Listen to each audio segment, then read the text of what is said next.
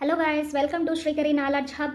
మనం లాస్ట్ వీడియోలో 10th మ్యాథ్స్కి సంబంధించినటువంటి చాప్టర్ 1 రియల్ నెంబర్స్ సంబంధించినటువంటి 1.1 ఎక్సర్సైజు కంప్లీట్గా ప్రాబ్లమ్స్ అనేది సాల్వ్ చేసాం. ఈరోజు ఈ వీడియోలో ఎక్సర్సైజ్ 1.2కి సంబంధించినటువంటి ప్రాబ్లమ్స్ అన్నీ కూడా సాల్వ్ చేద్దాం. ఈ 1.2 ఎక్సర్సైజ్ అనేది కంపల్సరీగా పబ్లిక్లో వచ్చేటటువంటి క్వశ్చన్స్ వస్తాయండి. జాగ్రత్తగా వినండి. Prove that root 5 is irrational అన్నాడు. ఎలా ప్రూవ్ చేయాలి అంటే మనం ఫస్ట్ రూట్ 5ని మనం ఏమనుకుంటాము అంటే రేషనల్ నెంబర్ అనుకుంటాం. ఏ విధంగా దీన్ని ప్రూవ్ చేస్తాము అంటే కాంట్రడిక్షన్ మెథడ్ ప్రకారం దీన్ని సాల్వ్ చేద్దాం. ఏంటి కాంట్రడిక్షన్ మెథడ్ అంటే మనం రేషనల్ నెంబర్ అనుకుంటాం. రేషనల్ నెంబర్ అనేది a/b ఫామ్లో ఉంటుంది. నెక్స్ట్ రూట్ 5 ఇక్కడ చూడండి, let root 5 is a rational number. Rational number ఎలా ఉంటుందండి? రేషనల్ నెంబర్ ఎలా ఉంటుందంటే route 5 is equal to a/b. ఇక్కడ కాంట్రడిక్షన్ మెథడ్ అనేది నేను క్లియర్గా లాస్ట్లో ఎక్స్ప్లెయిన్ చేస్తాను. ఎలా అనేది ఇక్కడ చూడండి. ఇక్కడ మనం ఏమనుకుంటున్నాం, here a,b are co primes అంటున్నాం.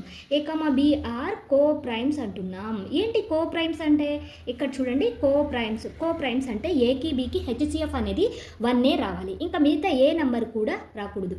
అంటే కామన్ ఫ్యాక్టర్స్ అనేది ఏవి రాకూడదు. నెక్స్ట్ ఇక్కడుండే బిని ఇటు సైడ్ మూవ్ చేద్దాం.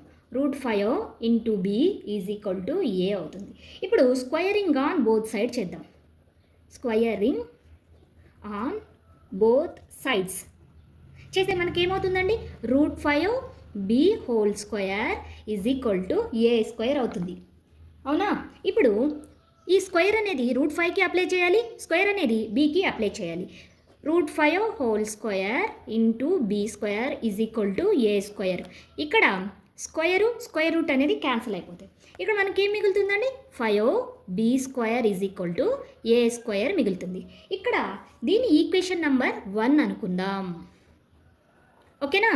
నెక్స్ట్ ఇక్కడ 5 అనేది ఏని డివైడ్ చేస్తుంది. ఎలా అంటే 5 అటు సైడ్ మూవ్ చేస్తే ఏమవుతుందండి, ఇక్కడ చూడు, B square is equal to A square by 5. ఇక్కడ 5 అనేది ఏ స్క్వయర్ని డివైడ్ చేస్తుంది కదండి. అలాగే ఇక్కడ స్టెప్ చూడండి, 5 divides a square, it also divides a స్క్వయర్నే డివైడ్ చేసినప్పుడు ఏని కూడా డివైడ్ చేస్తుంది కదండి 5 అనేది. నెక్స్ట్ ఇక్కడ మళ్ళీ మనము let a is equal to ఏం తీసుకున్నామండి, 5k తీసుకున్నాం. Let a is equal to 5k. Next ఈ ఏ ఈజ్ ఈక్వల్ టు 5kని ఎక్కడ సబ్స్టిట్యూట్ చేయాలి, ఈక్వేషన్ 1లో సబ్స్టిట్యూట్ చేయాలి. ఫ్రమ్ ఈక్వేషన్ 1 ఏంటంటే equation 1 5b square is equal to A square.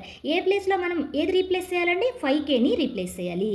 5b square is equal to a ప్లేస్లో ఎవరున్నారు, 5k ఉంది. 5kని రీప్లేస్ చేస్తాం. 5kని రీప్లేస్ చేస్తాం. ఇప్పుడు చూడండి, మల్టిప్లై చేద్దాం. 5b square is equal to square అనేది 5కి అప్లై అవుతుంది, kకి అప్లై అవుతుంది. 5కి అప్లై చేస్తే 5 స్క్వేర్ అవుతుంది, kకి అప్లై చేస్తే k స్క్వేర్ అవుతుంది. ఇక్కడ చూడండి, 5b square is equal to 5 square means 25, k square అవుతుంది. Next b square is equal to 25/5 k square అవుతుంది. ఇక్కడ 5 1s 5 5s క్యాన్సిల్ అవుతుంది.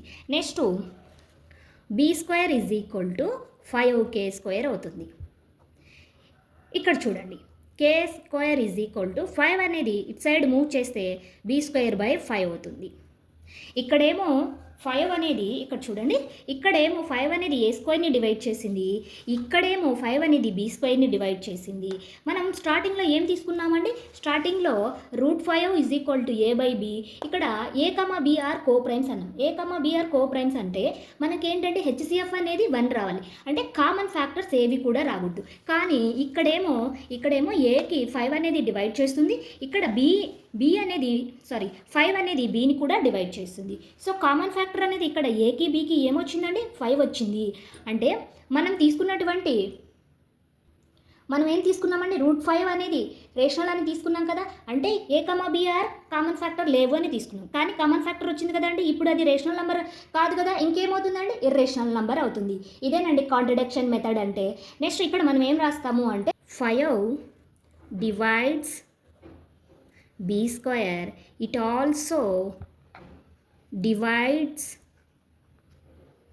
b. నెక్స్ట్ ఇక్కడ స్టెప్స్ అనేది చాలా ఇంపార్టెంట్. ఇక్కడ మనం స్టెప్స్ అనేది ఏం రాస్తాము అంటే both a and b have 5 as a, చూడండి, both a and b have 5 as a common factor.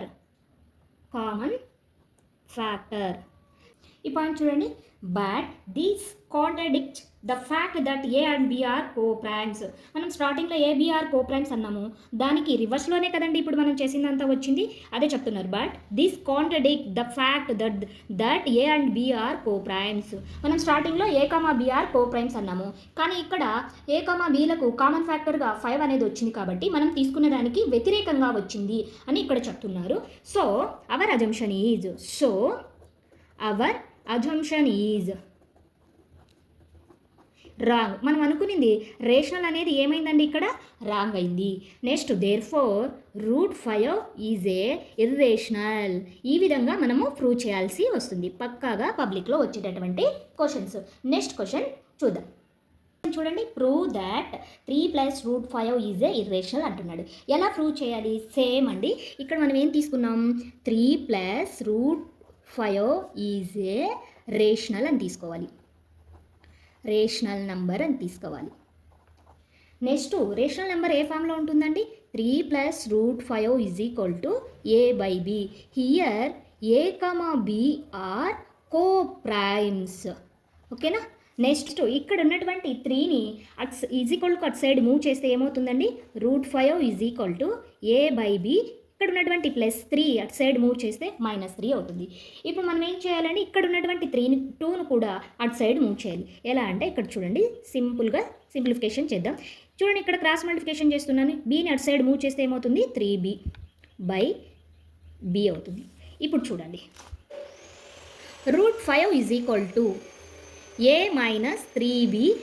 ఇక్కడ ఉన్నటువంటి 2ను ఈజ్ ఈక్వల్ టు అటు సైడ్ మూవ్ చేస్తే ఇంటూలో ఉన్నటువంటి 2 అటు సైడ్ వెళ్తే డినామినేటర్లోకి వెళ్తుంది. ఓకేనా. ఇక్కడ చూడండి, నెక్స్ట్ ఎల్హెచ్ఎస్లో ఏముందండి, √5 ఉంది. √5 అనేది రేషనల్ నెంబరా ఇర్రేషనల్ నెంబరా?